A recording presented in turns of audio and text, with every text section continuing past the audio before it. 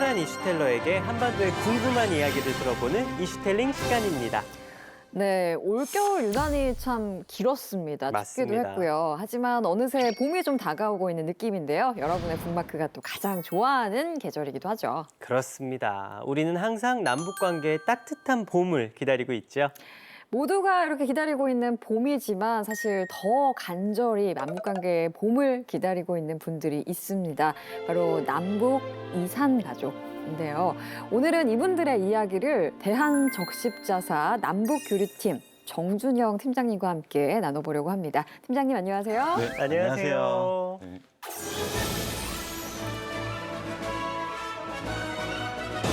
네, 제가 형주 씨가 대한적십자사와 인연이 굉장히 깊다고 알고 있는데 어떤 인연이 있을까요? 이게 진짜 말하자면 하루가 모자랄 정도로 7년 동안 대한적십자사 친선대사로서 활동을 해오고 있습니다.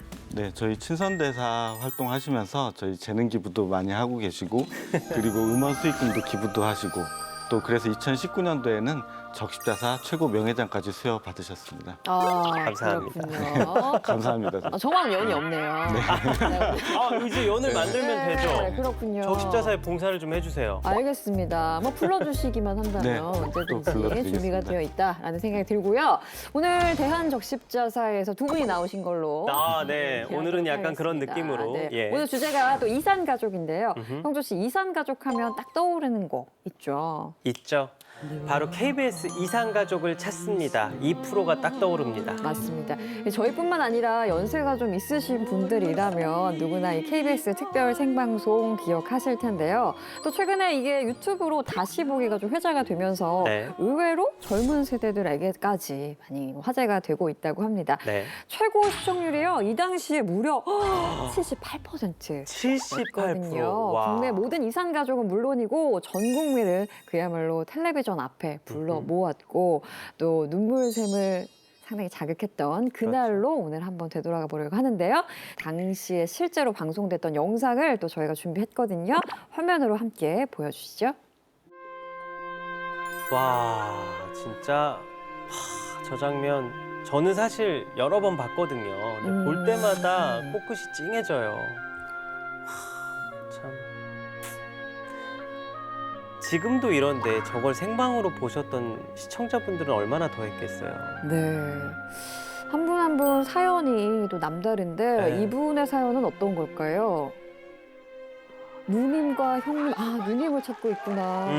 찾으셨나 봅니다. 네, 찾아서 대한민국 만세 막 이렇게 외치셨던 분. 얼마나 좋으시겠어요. 그러니까요. 첫날 통화가 안 돼. 여기 붙이질 않아. 속이 타서 서울로 왔어요. 3일 동안 반잠 못 자고 여기서 했습니다. 어떻게 헤어지셨어요? 가족을 데리고 같이 월남했습니다. 이사호태 때. 그래가지고 제일 1착으로 월남해서 서울 해방촌에서 한 달 동안 살다가 다시 또 인사호텔을 갔습니다. 그래서 손을 잡고서 제일 한강교 부교로다 넘어왔습니다. 넘어와가지고 서울 연등포 프레토 하면서 열차를 타기 위해서 화차곡간이죠. 거기서 헤어졌습니다. 누이는 거기서 헤어지고 나는 그때 16살인데 동생들을 끌고 아버지 어머니 붙들고 끈으로다 엮었습니다. 다시는 해지지 말자고. 그래가지고 늙으신 어머니 아버지 뒤로 끌고 같이 나무로 피난해서 조천에서 대전으로 정착했습니다. 지금 부모님 생존에 계신다고요? 알겠습니다. 아버지 78 박춘길, 어머니 75 박승호. 여러분 축복의 박수로 좀 정말 쳐주세요. 만세네. 네, 정말 만세. 축하드립니다. 나오셨습니까? 네네, 지금 화면에 보이시는 분이 동생 네, 김애자신데요. 이번 사연은 또 서울의 어떤 분의 권순이 어머니께서 이야기일지. 나오셨는데요. 이번에는 제주인가 봐요. 이거 기억나요. 이거 되게 슬퍼요. 맞아요. 따님을 찾는. 흉터가 있어요, 여기. 목 맞아요. 옆에 흉터가 있고요. 맞아요. 무슨 흉터예요, 어머니? 여기가 네. 어려서 종기가 났어요. 조그만 흉이라고 말씀하시는데, 네. 화면으로 맞아요, 약간 맞아요. 비치는데요. 맞아요. 어머님께서는 맞다고 하셨어요. 아이고, 저 엄마의 마음이 어땠을까. 세상에.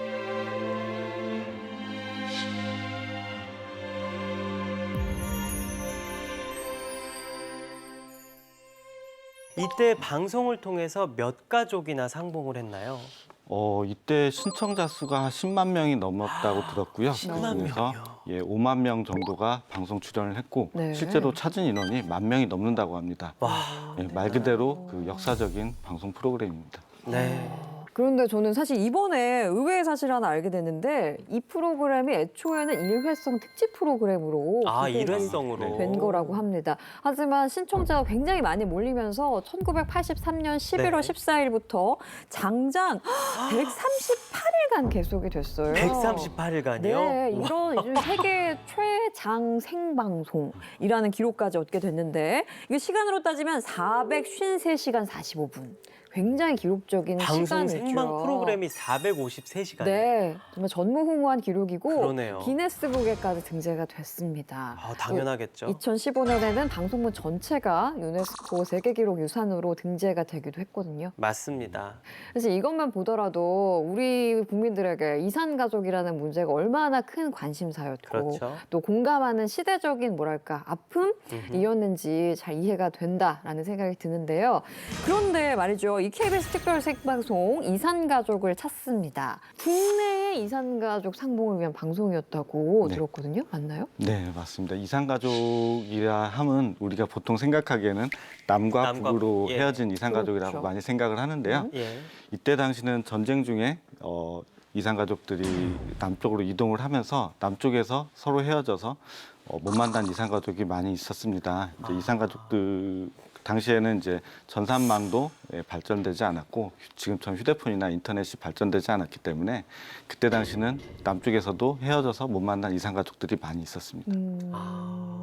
이 방송이 1980년대에 한 거잖아요. 그럼 전쟁이 끝나고 약 30년 후인데 그쯤이면 행정기관이나 경찰을 통해 가족을 찾을 수 있지 않았을까요, 팀장님? 네, 전쟁 중에 행정기관의 그 행정 서류라든지 예, 호적 전산망이나. 자료들이 예, 예, 예. 많이 망가졌었고요. 아. 당시 전후 복구 때문에 이산가족을 찾을 만한 여유가 없어서 아. 아마 그때 당시는 가족들이 헤어지면은 연락이 끊기면은 그야말로 만날 수 없는 이산가족이 되었던 같은 거죠. 남쪽에 있는데도. 네, 맞습니다. 아니 이렇게 이산가족을 찾기가 쉽지 않았기 때문에 이 방송을 통해서 가족을 찾으려는 전국의 이산가족들이 이 KBS와 또 여의도 광장에 엄청나게 모여들었다고 그쵸. 하거든요. 과연 얼마나 많은 사람들이 모였는지 저희가 현장 영상을 또 준비를 해봤습니다. 영상 함께 보시죠. 네.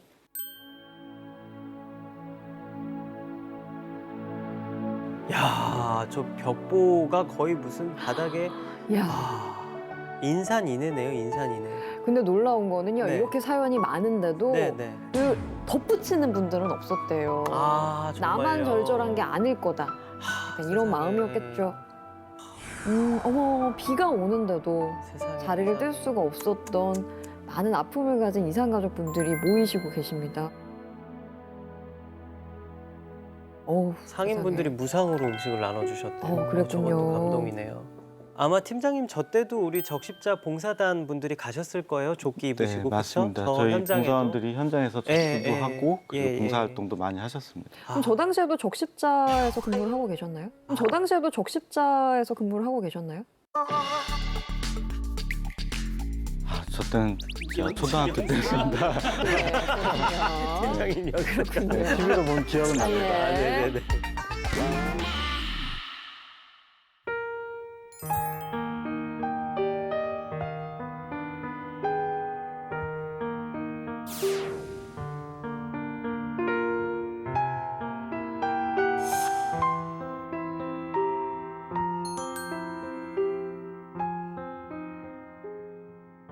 아까 영상에도 보셨겠지만 네. 빈틈없이 정말 빼곡하게 사연들이 적혀져 있는데 네.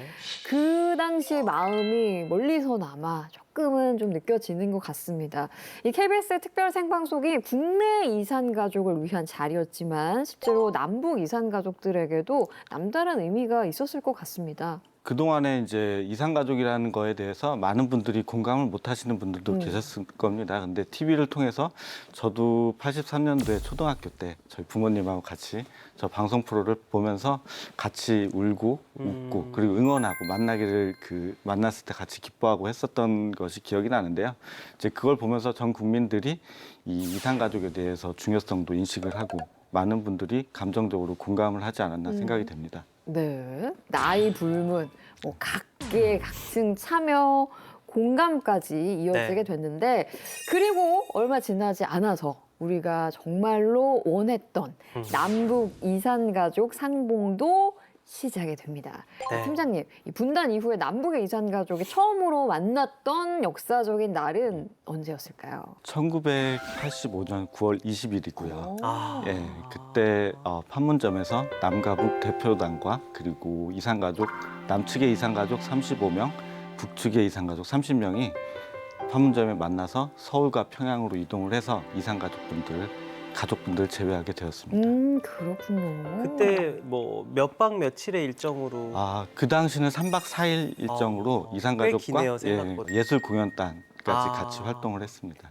저는 사실 또 많은 우리 시청자분들이 남북 이산가족 상봉이 2000년대에 처음 만났다고 생각하는 분들도 되게 많을 것 같아요. 네. 근데 이미 지난 1980년대에 첫 상봉이 이루어졌다고 해서 좀 놀란 부분도 네. 있었고 1980년대는 남북이 서로 견제하기에 바빴지 사실 따뜻하게 대화를 하던 분위기는 전혀 아니었잖아요. 네. 그럼에도 불구하고 이산가족 상봉이 어떻게 가능했던 거죠, 팀장님?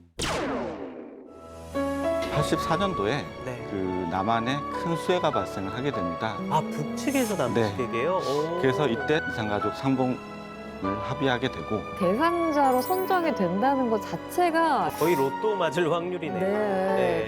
고령이시다 보니까 의사소통이 어려운 아이고. 분도 계시고 물리적인 시간 자체가 얼마 남지 정말 않았다는 얼마 안 생각이 남은 것 드는데 될 때까지 계셔야 돼.